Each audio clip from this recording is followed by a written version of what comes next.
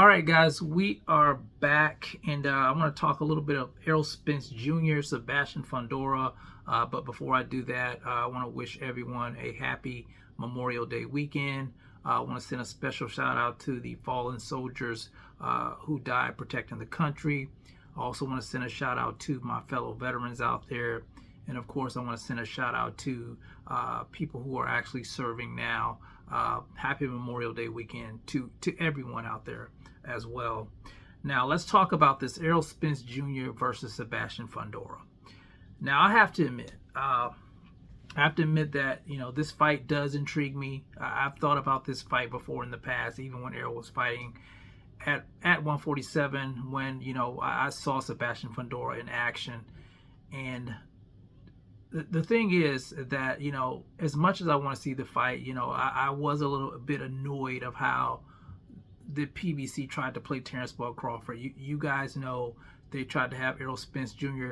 leap Terrence Bud Crawford, who activated his WBO Super Champ status to meet the winner of Sebastian Fundora and Tim Tszyu.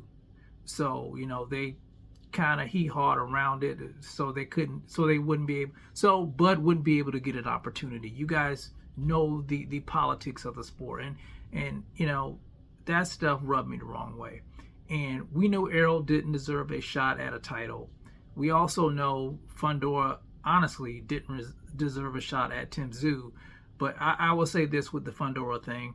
I think the PBC, they were in a position where they had to put Fundora in there because it was crunch time. Keith One Time Thurman had got injured, and they really didn't have a choice. They kind of had to do it, even though we know Sebastian Fundora did not deserve that title shot after losing to Brian Mendoza. We know that. But here we are, in this fight may take place in Arlington, and I think it's probably going to be for the WBC, because I think that Sebastian Fundora is probably going to wind up dropping that WBO title. And I hope that if he does drop the title, that Bud Crawford can fight, I think it's Madrimov, for two titles, the WBA and the WBO title. But we'll see what happens with that. We'll just let that play out and see if it happens. But I do like the fight. I have to be honest with you guys. I do like Errol Spence Jr. versus Sebastian Fundora. Now, I know a lot of Errol Spence Jr. fans, and don't get me wrong, guys, I'm an Errol Spence Jr. fan. I think I've been to all of his fights since Ocampo fight, except for the one fight with Mikey Garcia. And I think that the only reason I didn't go to that fight because I was in Cuba. That was the only reason I didn't get to go to the fight. But I am a fan of Errol Spence Jr. I'm a fan of Sebastian Fundora. And I don't think this is a guaranteed win for Errol Spence Jr. I know a lot of people, who are big Errol Spence Jr. fans, think he's just going to walk over Sebastian Fundora. I would say the new Sebastian Fundora that we've seen in the fight with Tim Tszyu, I don't think it's going to be as easy as the Sebastian Fundora that we saw in the past, where, even though he was tall, very tall and rangy, he likes to fight on the inside. We saw him in the last fight with Tim Tszyu working behind the jab. I thought, those long arms, the way he was using his long arms, it was very effective in that fight. And I could see him doing the same thing to an Errol Spence Jr. And keep in mind, Errol hasn't been very active, guys. I think he fought one time in 2022 against Jordanis Ugas, and of course at one time in 2023 with Bud Crawford, who demolished Errol Spence Jr. in a dramatic fashion. I didn't expect that. Even though I picked Crawford to win the fight, I didn't expect for it to be that simple for Crawford. So, Errol Spence Jr. has, a lot of baggage going into the fight. That and the eye injury and the car accident, and coming off of a loss. You have Sebastian Fundora, who's, he's seasoned at 154. He's coming off of a big win, and he's just a huge guy. So I wouldn't necessarily say it's going to be an easy fight for Spence.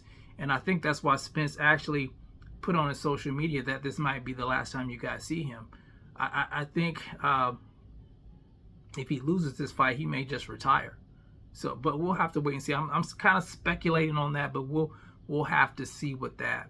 But yeah, I think it's a good fight. I may even go to the fight if it does happen in Texas. I may even, you know, go down to Texas and check that fight out to keep my Errol Spence Jr. going to his fight streak alive. Because I do like Errol Spence Jr. despite of what I thought about the Terrence Bud Crawford fight. I am a fan of his.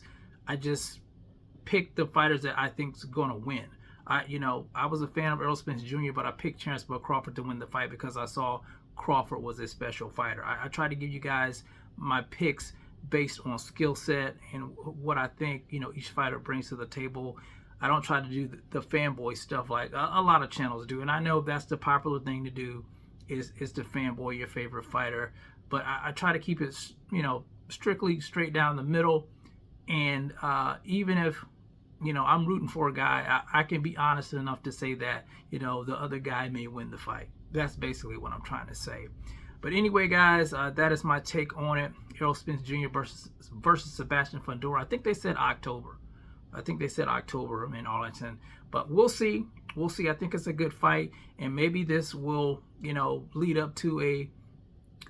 if Errol Spence Jr. actually wins the fight, and Errol Spence Jr. versus Bud Crawford 2 fight, you know, you just never know. You can never say never in the sport of boxing.